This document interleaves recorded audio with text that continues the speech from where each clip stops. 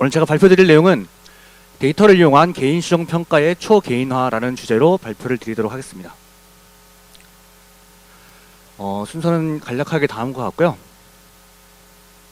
일단 저희 회사부터 소개시켜 드리겠습니다. 저희 회사를 아마 아시는 분도 많으시겠지만 모르시는 분도 많을 것 같아서 일단 간략하게 소개를 드리면, 저희 회사는 금융기관들, 그리고 비금융사들, 그리고 시정정보원으로부터 많은 데이터들을 수집하고 있습니다. 대부분 보시다시피 금융 데이터들입니다.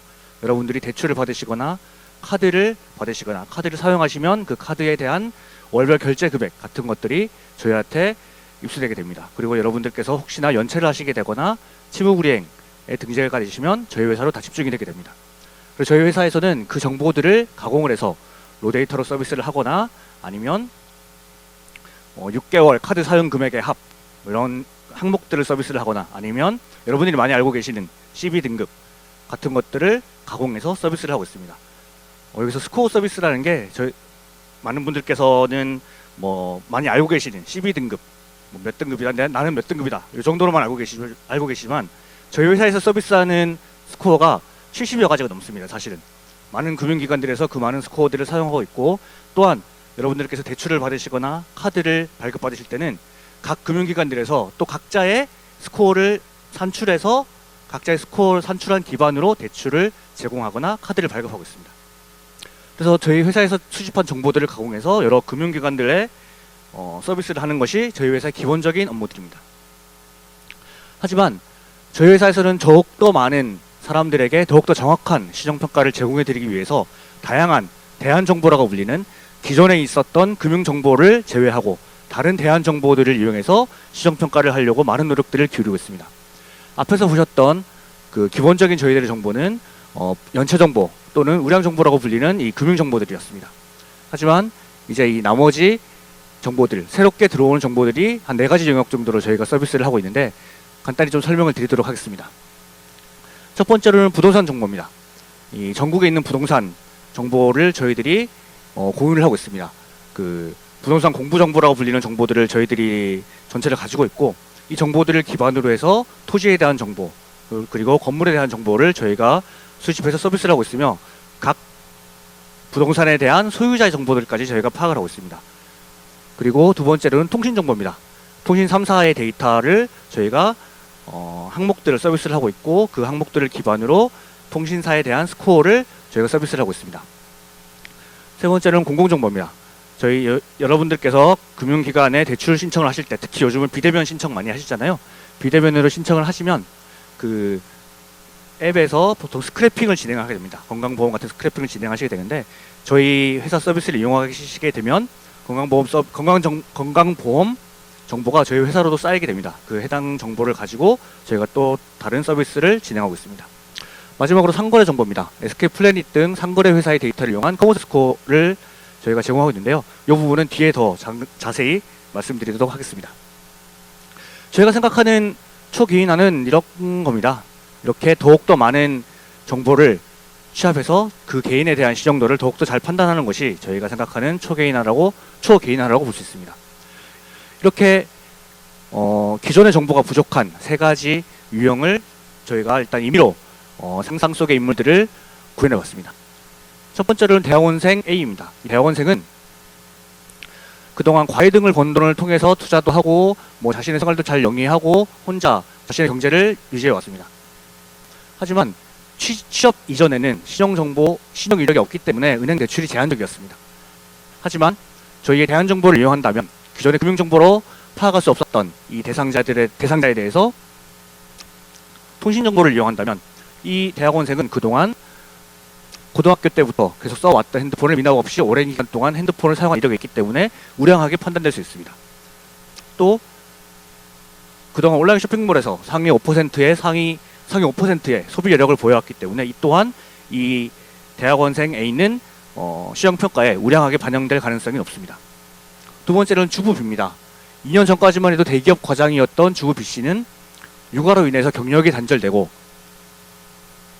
상태입니다. 하지만 자신 명의의 주택이 있고 자산을 관리하고 있지만 퇴직 이후에 직장이 없으므로 어떤 대출의 제한이 많이 있겠습니다. 하지만 첫 번째로 부동산 정보를 이용해서 이 본인 명의의 12억 가량의 아파트 공유 지분이 확인되고, 또한 공공정보를 통해서 경력 단절 이전에 소득 수준까지 확인이 되며, 상거래 정보로 봐도 가족과 관련된 우수 소비 활동이 지속된 것을 확인할 수 있으므로 기존의 금융 정보를 알 수 없었던 우량한 신용 평가를 할 수 있게 됩니다. 세 번째로는 자영업자 C입니다. 많은 자영업자분들이 계시지만 용산에 위치한 자가 건물에서 식당을 운영하는 자영업자 C는 다른 지역으로 진출 예정하고 있습니다. 하지만 은행 대출을 받으려고 했더니 많은 서류도 필요하고 여러 가지 제약들이 많습니다. 하지만 저희 부동산 정보를 이용한다면 소유에 일단 상가 건물이 있다는 것이 확인되고, 그 다음에 그 식당에 유선전화 통화량이 많다는 것이 확인되고, 유선전화 통화량이 많다는 것은 주문도 많고 아주 활발하게 경제 활동이 이루어진다는 것을 알 수 있겠죠. 세 번째로는 본인 명의의 보험료 납입 실적이 반영되기 때문에 이 자영업자 C가 상당히 우량하게 평가될 수 있는 요소들이 가능하게 됩니다. 앞에서 보셨듯이 저희가 그 기존 금융정보로 판단을 할 수 있는 사람 이외에 금융 이력이 전무하거나 또한 금융 이력이 별로 없는 사람들을, 전무한 사람들은 노파일, 금융 실적이 부족한 사람들은 센파일이라고 부릅니다. 이 사람들이 얼마나 많은지를 저희가 살펴보니 전 국민 중에 약 2천만 명 가량이 된다고 보고 있습니다. 대부분이 20대, 그러니까 젊은 층이죠. 금융 거래가 없었던 젊은 층, 아니면 70대 이상 노령층이 상당히 많습니다. 그리고 저소득층에서 분포가 많습니다. 왜냐하면 소득이 별로 없으므로 대출을 많이 받지 못했고, 그에 따라서 신용카드도 상당히 많이 사용하지 못했고, 그에 따라서 이 신용평가를 할 수 있는 데이터 자체가 없었던 사람들이 상당히 많게 분포가 되고 있습니다. 그래서 잘 보이실지 모르겠지만 오른쪽에 그래프를 보시면 젊은 층일수록, 20대일수록, 20대의 신파일일수록, 데이터가 많이 없는 신파일일수록 제2금융권이나 3금융권에서 대출을 많이 이용하는 것을 바로 한눈에 확인할 수 있습니다. 이분들이 결국은 실제 상환 여력이 있음에도 불구하고 높은 금리와 낮은 대출 한도를 감내하면서 살아가고 있습니다. 두 번째로는 기존 저희 CB등급이라고 볼 수 있는, CB등급이라고 표현되는 이 기존 평가에 의해서는 우리가 데이터가 많은 C파일들은 당연히 이 KS 수치가 높습니다. 이 KS 수치를 간단히 설명드리면 저희가 변별력을 나타내는 그 통계 수치입니다. 높을수록 이 스코어, 이 모형이 변별력이 높다라고 판단되는 거고요. C파일들, 데이터가 많은 사람들은 KS가 상당히 높은 것을 보이지만, 데이터가 별로 없는 C파일들은 당연히 이 CB 스코어, 기존에 있었던 금융 스코어로는 변별력이 아주 낮게 나옵니다. 따라서 많은 금융기관들에서 실제로 많은 대출을 꺼려하는 현상이 벌어지고 있습니다. 그래서 저희가 SK플래닛과 나이스 간의 협업을 통해서 이런 커머스 스코어를 만들게 됩니다. SK플래닛에서 가지고 있는 이 OKKC백, 그 다음에 11번가, 그 다음에 실업, 이런 것을 이용하는 대상자들의 정보를 많이 갖고 있고, 저희는 이 전 국민의 대출 정보와 신용거래 정보를 저희가 보유하고 있습니다. 따라서 SK플래닛에서 갖고 있는 이런 그 상거래 정보와 저희 나이스에서 가지고 보유하고 있는 금융거래 정보를 통합을 해서 커머스 정보를 만들었습니다. 기존에 금융 정보가 많이 없었던 대상자들에게 이 더욱더 큰 메리트를 주기 위해서 SK플래닛과 나이스 평가 정보가 협업을 해서 데이터를 분석해서 스코어를 만들게 되었습니다. 해당 스코어에 대해서 좀 더 자세히 설명을 드리도록 하겠습니다. 기본적으로 SK플래닛 회원 1100만 명이 아마 커버리지가 된다고 저희가 생각하고 있습니다. 왜냐하면 SK플래닛에서 동의를 받은 대상자가 1100만 명의 수준에 갖고 있다고 생각을 하고, 그 중에 350만 명을 샘플링을 해서 저희 나이스 평가 정보의 정보와 비식별화 결합을 통해서 스코어를 개발하게 되었습니다. 저희가 스코어는 두 가지를 개발하게 되었고요. 첫 번째로는 리스크 평가 모형입니다. 연체 가능성을 판단하는 리스크 평가 모형이고요. 보시면 SK플래닛 데이터가 69%가 들어갔고, 저희 나이스 평가 정보의 데이터가 31%가 들어간 것을 보실 수 있습니다. 예를 들면 11번가의 배송지 정보, 구매 패턴, 구매 정보, 결제 정보, OKKC백의 적립 정보 등등에 대한 정보들, 그리고 기존에 저희가 보유하고 있었던 대출 정보, 연체 정보들을 결합해서 스코어를 개발하게 되었고요. 두 번째로는 상환 능력 평가 모형입니다. 이 모형은 대출 발생 가능성을 판단하는 겁니다. 그러니까 대출이 많이 필요한 대상자를 판단하는 모형인데, 이 모형은 SK플래닛 데이터가 58%, 나이스 평가 정보의 데이터가 41%가 들어가서 모형을 개발하게 되었습니다. 개발 결과를 보시면 커머스 스코어의 그 1, 2, 3등급의 대부분의 공개가 그러니까 12등급은 보통 1, 2, 3등급에 많은 부분들이 몰려 있습니다. 왜냐하면 그동안 신용평가가 그 모형을 개발한 이후에 상당한 시간이 흘러서 많은 분들께서 우량한 평가를 많이 받고 계십니다. 하지만 우리 그 커머스 스코어에서는 이 1, 2, 3등급에 많이 몰려 있는 대상자가 아니라 쭉 펼쳐지는 1등급에서 10등급까지 쭉 펼쳐지는 것을 왼쪽 그래프로 보실 수가 있고요. 그리고 중위 등급들, 저희가 신파일이라고 불리는 4에서 6등급의 대상자가 있습니다. 이 대상자들이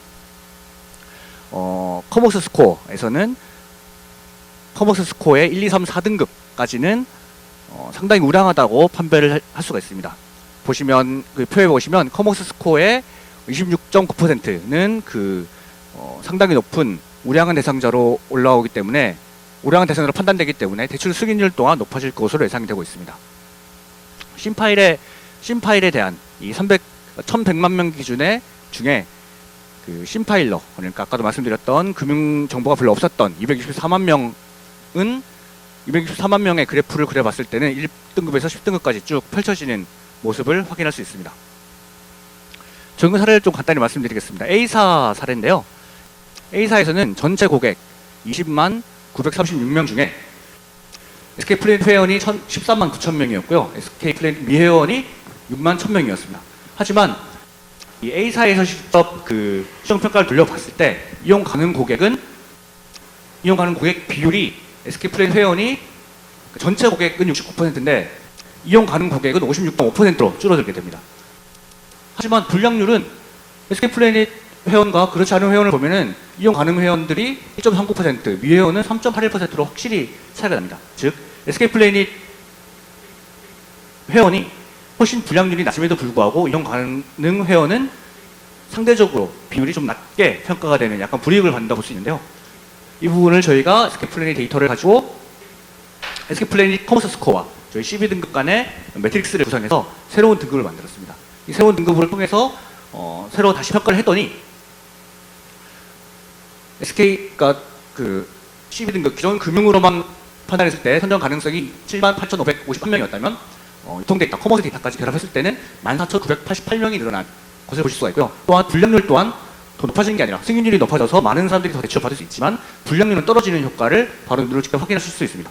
이렇게 많은 데이터들을 넣음으로 인해서 새로운 데이터를 넣음으로 인해서 그 사람에 대한 평가를 더욱더 정확하게 할 수 있다는 것을 이번 사례를 통해서 직접 확인하실 수가 있고요. 이 커머스 스코어를 사용하시게 되면 기존에는 저희가 직접 고객이 금융사에 대출 신청하고 그리고 나이스 평가 정보에서 그 정보들이 직접 나가는 형식이었다면 이 커머스 스코어는 SK플래닛까지 가서 SK플래닛에서 실시간 정보를 받아와서 저희가 정보를 제공해 드리게 됩니다. 이렇게 커머스 스코어를 이용함으로써 고객들은 신용등급 상승의 효과도 있고 또한 경제적 이익도 직접 받을 수가 있습니다. 또 금융사에서는 추가 마케팅을 통한 이익 창출도 가능하며 포용적 금융까지 실현할 수 있고요. 나이스 평가 정보는 이전 간 데이터 결합 성공 사례를 구축할 수도 있습니다. 또한 SK플래닛은 이런 자사의 서비스를 활성화할 수 있으며 사회적 가치 창출에도 도움이 되고 있습니다.